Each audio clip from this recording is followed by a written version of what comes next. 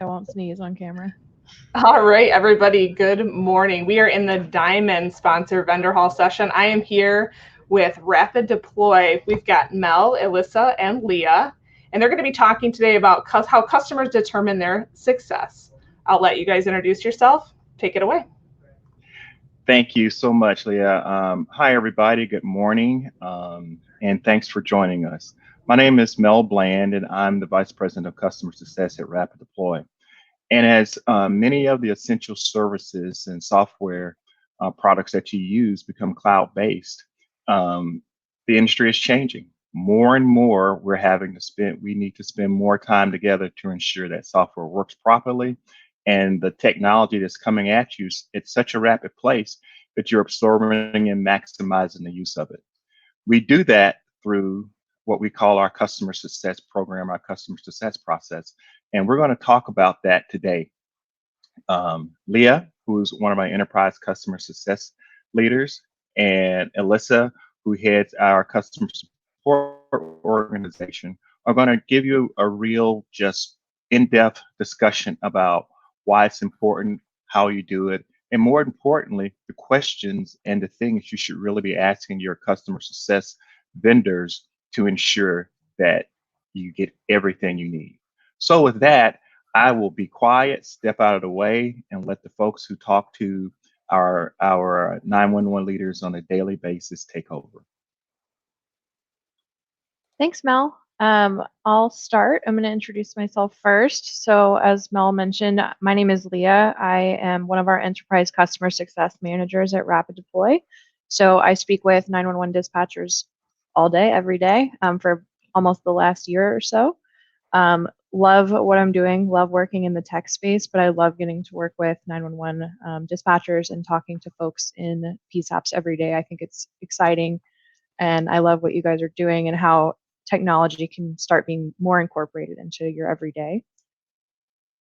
So one of the things that I want to talk about today is, what is customer success? What actually is my job? A lot of people that I've spoken to in the past, since I've been doing this job for the past 8 years or so, don't know what the term customer success actually means. A lot of times there's confusion between customer success and customer support and customer service. They all sound very similar, and we're not sure exactly how to differentiate those. So that's what I'm going to dive into today. So customer success is really similar to the term customer experience in the sense that a customer success manager such as myself, my job is to proactively speak with my customers and make sure that they're getting value out of the system they're using. In our case, RapidDeploy. So your mapping system, or you also have a CAD vendor, you have a CPE. So any of your software vendors, even if it's not software, could be hardware, you're interacting with some form of customer success or support. For me, it's more of a proactive outreach. I want to make sure that my customers are happy. I want to make sure that I understand your business goals. So I want to make sure that we are on the same page as far as where you want to be. What would you like? Would you like to have everybody adopted on the system in 3 months, in 6 months, in a year? I'm here to help with that. I'm here to set you up with all the resources you need, training, essentially anything you could possibly think of to help you be successful. Customer success really enters the picture when you first purchase a product. So you typically will go through a sales cycle if you're purchasing something like a software as a service. After the sale is complete, you'll be assigned typically an implementations manager or an onboarding manager to help get you trained and show you around the software, do some demos, get everybody comfortable on the platform, get all your users set up, all that good stuff.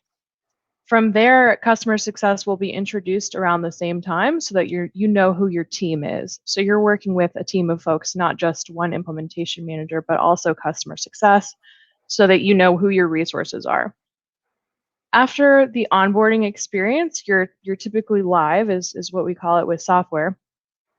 You are able to use the system to its full capabilities. That's when your customer success manager becomes your primary point of contact. So ideally, you should already know them. You should be familiar with them from being part of the process since training started. But now you're kind of comfortable. There's already some trust built there. you feel comfortable going to that person with questions, for training, for help. I did also want to talk about a couple reasons why you would want to talk to your customer success manager. So why would you want to talk to me? What is something that you could come to me with that we could have a conversation about? My favorite thing that customers come to me with is how. So any type of how question. How can I be more successful with this program? How can I make sure all my users in our PSAP have the resources they need? How can we create a standard operating procedure for our PSAP? How can we work with you to make sure that we're on the same page as far as our business goals? So any question that starts with how can I do this? That's our bread and butter for customer success. So to drill down into that a little more, why is customer success important? So as I mentioned, it is more of a proactive role versus reactive. So rather than being like you have a problem and you come to me with a problem, it's more I come to you first and I start proposing solutions. So I want to understand what you guys are doing every day. What does your morning look like? When is the busiest part of the day? What are some of the craziest incidents you have to deal with on a daily basis? What are the best times for us to talk? I want to make sure you're getting the most out of the product or the service, software as a service in our case. You feel like you're really getting value out of it. We see ourselves as more of partners and advocates rather than just a vendor. So, rather than just, oh, we pay this person and we have to talk to them because they're the system we're using. We're aligning with you on a deeper level. So, we like to see ourselves as your partners. We have the same interests as you. We want you to be successful. I'm not here to sell things to you. I'm not here to push anything on you that you're not interested in. Mostly just what do you have in front of you already and how can you use it to its fullest extent? One thing I also touched on earlier that I'm going to touch on again is that we like to help implement strategies to help you reach your goals. So usually the first conversation I have with my customers when I first meet them is what are your goals? So do you want to have everybody running on the software by the end of the week? Do you want to have everybody on the software in 30 days? Do you want to have an SOP implemented and written out by a certain date? So once we establish those goals, I have written resources to help you, and we can kind of mark deadlines and assign roles and get it done. So that's mostly what I'm here to help with. One other thing that customers actually love that I love too is I give you a line of communication between the product team and customer success. So you as the customer you're using the product every day. So let's say you're using your mapping system and there's a button there and it just doesn't make sense where it is, or it's confusing, or you get an error message, or just something about it doesn't seem right. You wish it was in a different place. You have some feedback that you want to share, but you don't have an email or a phone number where you can just call the product team that designs it. You can give that feedback to me, and I can be kind of your voice to our product team. So that's something that I really enjoy. It doesn't necessarily mean that we can implement everything that every user wants, but we'd love to hear that feedback. And user and customer feedback on product design is very important to us because you're the ones using it every day. How do I maximize my relationship with customer success? So number one, don't be afraid to ask for help or best practices. I have clients reach out to me all the time and say things like, what are other clients doing? Or who else are you working with and what are they doing to be successful? Just kind of give me some ideas. How can I be successful? I need to brainstorm. Just kind of have a call to brainstorm. I do that all the time. Sometimes I don't have an agenda. Sometimes we just want to talk through some ideas.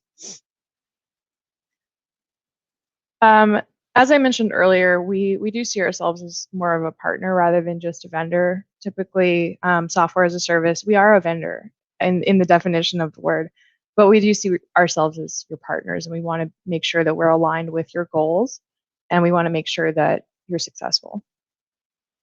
I threw in this last point because this is my favorite thing that I hear from clients. If you if you could say one thing to your customer success manager that is music to our ears, it's how can we use your product to its fullest potential? So that's a great example of something you can ask.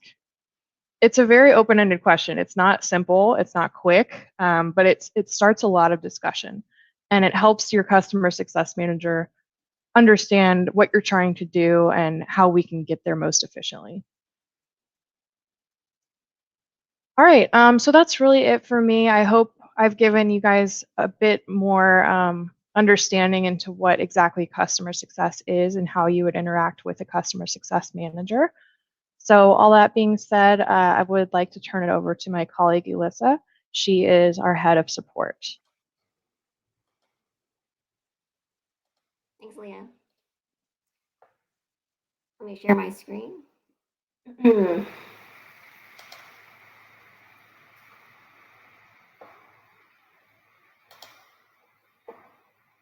Awesome. Hi, everybody. I'm Elissa.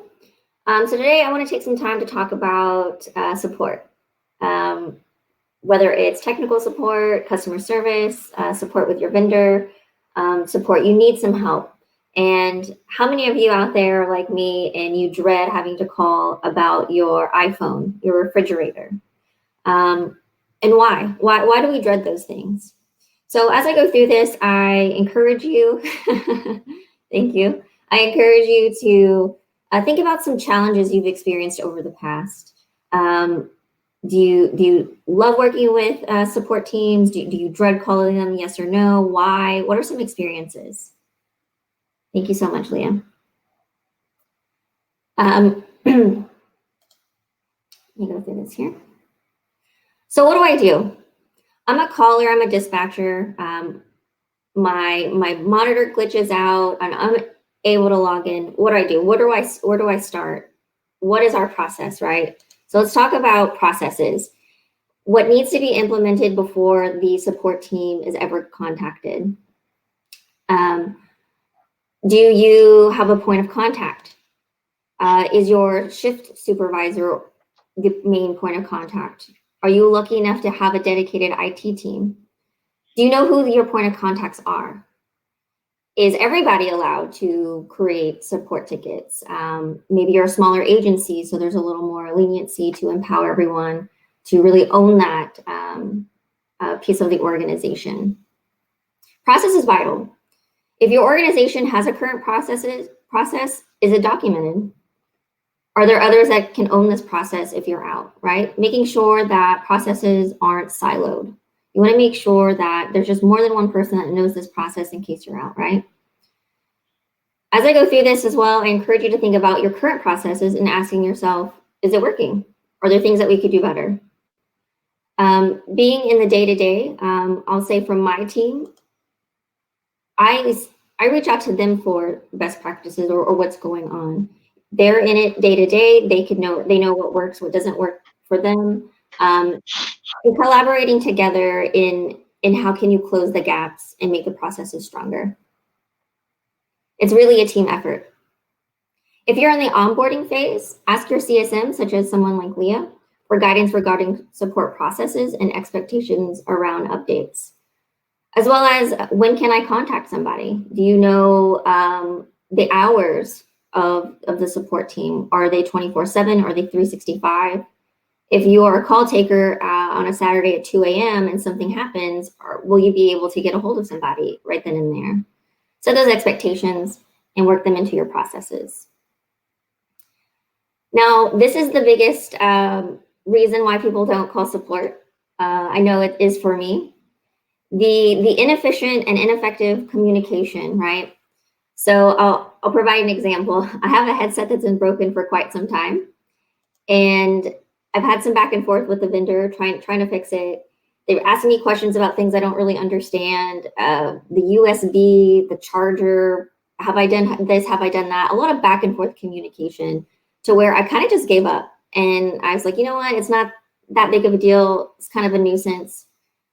But when I don't have my headset, when I really need it, I think about it and I think, oh man, I got to make some time to call support. So what are some bad past experiences that you've had? I want to take a moment to think about that. So how can you create efficient and effective communication that will impact a quicker resolution time? Whether your question is a training question, how to, or I'm unable to log in. I want you to remember these 4 things. What, when, who, and how. What is the issue? What did you experience? Ensure that they are clear and concise statements. I'll provide an example. Error message in the system. Okay, great. Versus when I try to log into the system, my password is incorrect. That is a clear and concise statement. It states an action, you're attempting to log in, and a result, your password is incorrect and you're receiving a message. It gives us clear guidance on how to help you and what's really going on. When did the issue occur? When did you experience this? Was it today? Was it 10 minutes ago? The reason why this is important is that most support teams in engineering, as we're investigating these issues, we have any action you take creates a log, and it's tied to a timestamp. And having a time frame, whether if you don't have the exact time, will allow us to look through these logs and provide a faster resolution, right? Who was affected by the issue? Was it you? A few users? Everyone? This indicates to a support team, perhaps, is it isolated just to that user? If it's just one user or a few? Or if it's everyone, it could indicate a system-wide issue and may become a larger problem. How? I think this is really, really something that I'd like to hear more from our customers specifically, is how does this impact your workflow? What is this preventing you from doing? And how critical is that? So you're unable to create a call. We have a basic understanding how critical that is, right? You need to be able to respond, pick up calls, and dispatch. But what if it's something as simple as, you're unable to add a user? We understand what it's preventing you from doing, but how critical is that? Perhaps that user is starting their shift. They need to get logged in because they're going to start training. How critical is this issue to you and your workflow? And last but not least, what the heck is going on at my workstation? So you come in day to day, you have a multitude of monitors, they're plugged in, there's ports, there's keyboards, there's a mouse. How does this all relate to each other? What is your setup? Know your setup. What equipment are you using? Why are things set up this certain way that they are? Ask questions. Know your tools and how they interact with each other, right? So you have a CAD system, you have a mapping system, maybe you have a language translation software that you're using all in tandem. Do they interact with each other? Do they interact with the equipment that you have or your setup at your workstation or console? Keep asking questions. And for those who can shy away from anything technical, right? You're a little less tech savvy. Ask your peers. Utilize and reach out to your vendor support.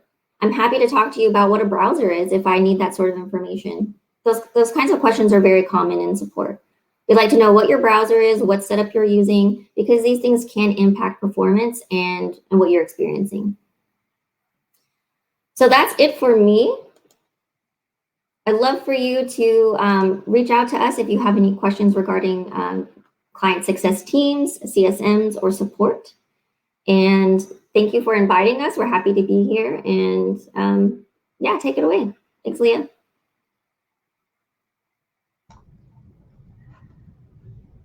Okay. That was great. I do actually have a couple questions that didn't pop into the feature down here, but one of them is for Leah. Would you say that customer success is underutilized?